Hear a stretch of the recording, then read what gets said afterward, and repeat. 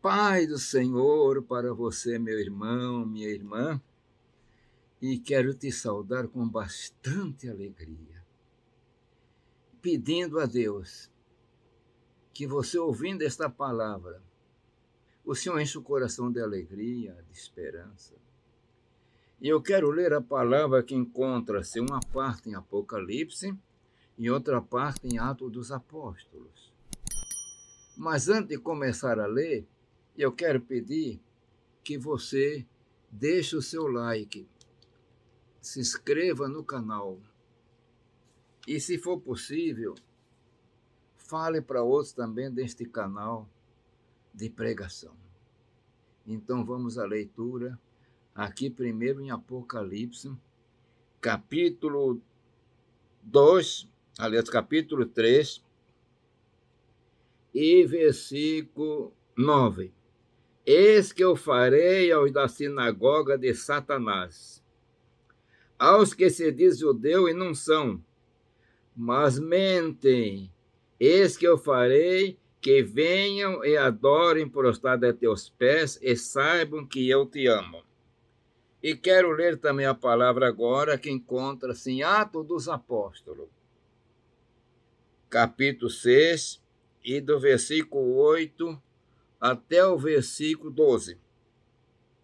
Estevão, cheio de fé e de poder, fazia prodígios e grandes sinais entre o povo.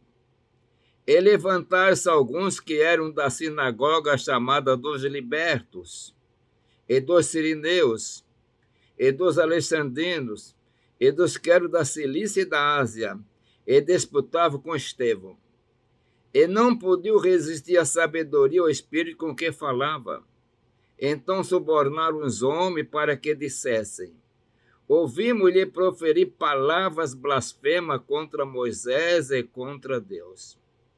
Excitaram o povo, os anciãos e os escribas, e investindo com ele, o arrebataram e o levaram ao conselho. E apresentaram falsas testemunhas que diziam: este homem não cessa de proferir palavra blasfema contra este santo lugar e a lei. Meus irmãos, eu quero focalizar um pouquinho sobre a sinagoga de Satanás. A sinagoga, vamos dizer assim, era um tipo de congregações. Quando o povo judeu voltou do exílio, então eles não tinham mais o templo, eles faziam sinagoga, eram casas que ali liam a palavra e se congregavam, ensinavam, também servia de ensino, tipo alfabetização, e era muito importante. Mas eu estou focalizando agora dois tipos de sinagoga. A igreja que estava em Filadélfia era uma igreja abençoada, mas o pastor daquela igreja estava tendo problema. E estavam alguns que estavam fazendo oposição. E uma oposição tão terrível que tinha um grupo de judeus. E a palavra diz que eles eram a sinagoga de Satanás. Meus irmãos, não é que tinha um grupo de fazer os seus cultos como fosse a sinagoga, não. É como ele se reuniu, parece que ele tinha um grupinho dentro da igreja que criava problema contra aquele pastor. E mediante isto, o Senhor chama eles de sinagoga de Satanás. Mas o Senhor disse: eu farei que venham e adoram prostrado a teus pés e sabem que eu te amo. Então, Deus ia tratar com eles. E aqui na outra parte que eu li, eu quero comparar essas duas sinagogas. Aqui realmente tinha uma sinagoga lá em Jerusalém, que era composto pelos homens que eram lá do chamados libertos, os dos sirineus, dos alexandrinos e dos que eram da Cilícia e da Ásia. E Paulo fazia parte desse tipo também, que era Saulo. Era também, por dizer assim, uma verdadeira sinagoga de Satanás. E ali falando que estava anunciando a lei, mas estava com um espírito completamente diferente. E a igreja estava começando. Estevão, um dos 7 diáconos, pregava com autoridade e fazia prodígios e grandes sinais entre o povo. E eles ficaram enraivecidos, porque era em nome de Jesus. Lá em Apocalipse, aquele grupo que dizia o cristão, e diziam também que era judeu, mas não era verdadeiramente judeu. Tinha o nome de judeu, mas não eram judeus. Era a sinagoga de Satanás, porque eles estavam sendo movidos por Satanás. E aqui, meus irmãos, Satanás moveu esses homens, inclusive Saulo, fazendo tudo para acabar com o cristianismo. E parece que esse grupo tinha certa influência. Eles foram até o Sinédrio e acusaram o Estevão. E levaram. Estevão não negou a fé e foi condenado. E saíram para apedrejar. Então Saulo fazia parte, depois foi chamado Paulo, dessa sinagoga, que eu quero dizer agora também, embora ele estava ali para ler a palavra e tudo, né? Mas estava movido por um espírito tenebroso, de guerra, de luta. E era a sinagoga também de Satanás. Mas voltamos agora à igreja lá do Apocalipse, a igreja de Filadélfia. Uma igreja que a porta está aberta. Mas aquele pastor tinha guerra contra ele. E às vezes nós pensamos que era tudo bom na igreja primitiva, tudo assim. Não, mas eu tenho um problema, porque sempre tem pessoas diferentes, personalidade diferente, pensamento diferente. E Satanás procura criar um problema. E ali ele criou um grupinho. Eu quero focalizar agora no dia de hoje, meus irmãos, minhas irmãs.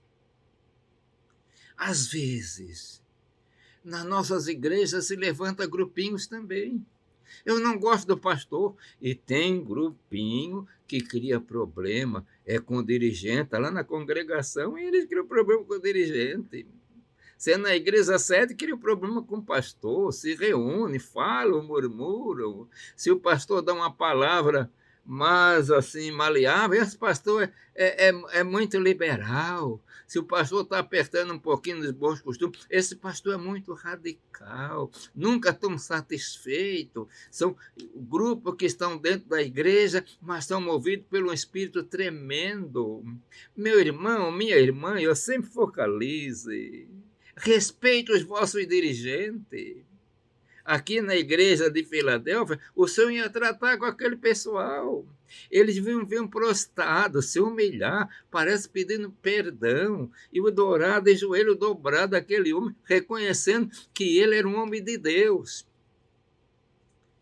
Você está na igreja.